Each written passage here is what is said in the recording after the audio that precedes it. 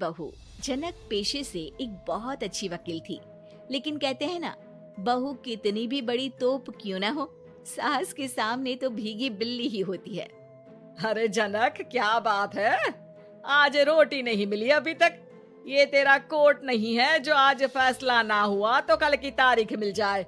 रोटी तो रोज वक्त में चाहिए। हाँ माँ जी, रोटी तो कब की बन गई। मैंने आपको कहा तो खाना खाने के लिए, आपने शायद सुना नहीं होगा। ओहो, जज नहीं हूँ मैं तेरे कोर्ट की, सास हूँ सास। कोई दलील फालतू की मत देना यहाँ। बहुत जानती हूँ मैं इन वकीलों को, अपनी बात ऊपर रखने के लिए झूठ बोलने में जरा भी नहीं सोचते। तभी वहाँ जनक के ससुर आ जाते हैं। अरे भाग्यवान, क्यों बेचारी के काम को कोसती रहती है हमेशा। मैं भी तो था वहाँ जब ये आई थी तुझे रोटी खाने को बुलाने के लिए। सास को तो अब गुस्सा आ जाता है कि कैसे किसी ने बहू की साइड ले ली। अरे वाह जी वाह, वो तो मैं जानती थी कि कोई ना कोई गवाह तो ये पेश कर ही देगी। पर मैं तो अब सीधा खाना खाकर सोने जाऊंगी। मुझे आदत नहीं है किसी से बहसा बहसी करने की। पता नहीं कैसे ये वकील इतना दिमाग लगाकर खुद तो झूठ बोलते ही हैं, साथ में झूठे गवाह भी ले आते हैं। जनक को सास के ताने सुनने की अब आदत सी पड़ जाती। एक दिन जनक वकील की ड्रेस पर काला कोट पहनकर कोर्ट के लिए निकल ही रही होती है कि अरे कहाँ चली काला कौवा बनकर। टोक दिया ना, अब कोर्ट तो वकील वाले ड्रेस पहनकर ही जाऊंगी ना। वाह भाई वाह, दामिनी तो मैंने भी देखी है। सन्नी पाजी ने ऐसा ही कोट पहना था और कहा था कि तारीख पर तारीख, तारीख पर तारीख। मतलब कि कोई बात करनी है तो बोलिए, वरना वक्त नहीं है मेरे पास खराब करने के लिए। अरे पता नहीं तुझ में क्या देखा मेरे बेटे ने, सारा दिन वकीलों वाली बहस करती है भोली भाली सास के साथ। अच्छा सुन, जो इतनी बहस मेरे आगे करती है ना, जरा अपने बॉस से कर ले, जो 1 साल भी ना हुए तेरी शादी को और काले कपड़े पहना दिए। अंदर जा और लाल कोट पहन कर आ, पता तो चले कि नई नवेली शादी हुई है। अरे माँ जी, कोर्ट में मेरा बॉस क्या करेगा, ये तो पूरे देश की ड्रेस है वकीलों के लिए। लेकिन सास तो ठहरी सास। अच्छा, तो कोई जरूरत नहीं है 2-4 साल कोर्ट जाने की। शादी थोड़ी पुरानी हो जाए तब इजाजत दे दूंगी मैं तुझे काले कपड़े पहनने की। अब क्या था, मन मारकर जनक को लाल रंग का कोट पहनकर कोर्ट जाना पड़ता है। उसकी जाने की आहा, बड़ी आई पूरे देश की ड्रेस की बात करने वाली। अरे पहना दिया ना लाल कोट। अब सास आए दिन या तो जनक को उसके काम का ताना देती या फिर उसका काम छुड़वा देने की धमकी।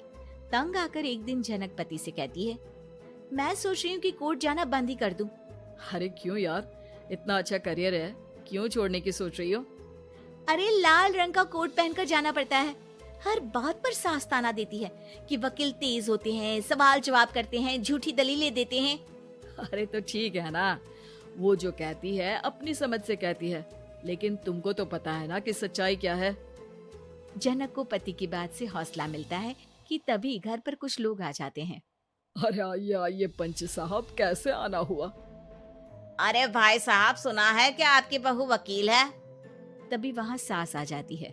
हाँ है तो, लेकिन क्या हुआ, फिर कराई क्या? अरे हम तो खुद दुखी है उसके व्यवहार से। अरे भाभी जी, आपको तो पूरा मोहल्ला जानता है कि आप कितना बोलती है। फिर हम यहाँ बहू रानी की कोई शिकायत नहीं, बल्कि अपनी परेशानी लेकर आए हैं। ससुर जी खुश हो जाते हैं। हाँ हाँ, मैं भी बहू को बुलाता हूँ। जनक वहाँ आती है, सबको नमस्ते करके बैठ जाती है। बहू रानी, हमारे गांव में बड़ी मुसीबत आ गई है। अब तो पूरे गांव की जिम्मेदारी मानो तुम्हारे कंधों पर है। अरे ना ना, इससे तो घर की जिम्मेदारी पूरी नहीं होती, ये गांव की जिम्मेदारी क्या लेगी? भाभी जी, आप चुप हो जाओ, यहाँ पढ़े लिखे लोगों की बात हो रही है। आप जाओ, जरा रसोई से सबके लिए चाय लेकर आओ। मैं कॉफी लूंगी। हाँ हाँ, वकील साहिबा के लिए कॉफी। सास सर पैर सब पटक कर वहाँ से निकल जाती है। बहू, गांव में पानी नहीं आ रहा है, पड़ोसी राज्य ने हमारा पानी रोक रखा है।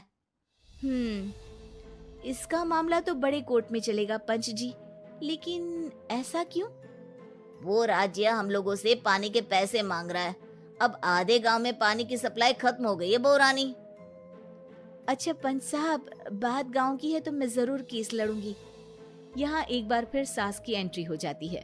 अरे वाह जी वाह, ये काम करवा लो, आप हमारी बहू से बहुत अच्छा करती है। मैं हूँ सीधी सादी सास, इस लड़की ने कैसे लड़ लड़ कर मुझे साइड कर रखा है ये तो अब आपको पता चल ही जाएगा। अरे भाभी जी, आपकी आवाज तो पूरे गांव को सुनाई पड़ती है जब आप बहू रानी को सुंदर वचन सुना रही होती हैं। अरे वकील बहू मिली है, फक्र करो फक्र। हाँ जी हाँ, सारी फकर तो हम लोग ही कर। खैर, अब जो केस लड़ेगी और पानी गांव में आ जाता है तो पंच साहब लिख कर देना होगा कि हैंड पाइप में सबसे पहले मेरी बाल्टी और घड़ा भरेगा। अरे फिर तो हम बहू रानी के नाम पर घर पर ही सप्लाई दे देंगे, लेकिन ये इतना आसान नहीं है। बहू, गांव के पास अभी वकील करने की भी पैसे नहीं है तो। अरे पंच साहब, ये मेरे गांव का मामला है, मैं आपसे एक भी पैसा नहीं लूंगी। सास को बहू की बात पर गुस्सा आ जाता है, लेकिन सबके जाने के बाद झनक मन लगाकर गांव की परेशानियों को दूर करने में लग जाती है। और वो दिन भी आता है कि झनक केस जीत जाती है। अरे आज तो प्लम्बर आकर घर तक पाइप लगा गया है, खुश हो जाओ, मेरे कारण तुम लोगों को घर के अंदर ही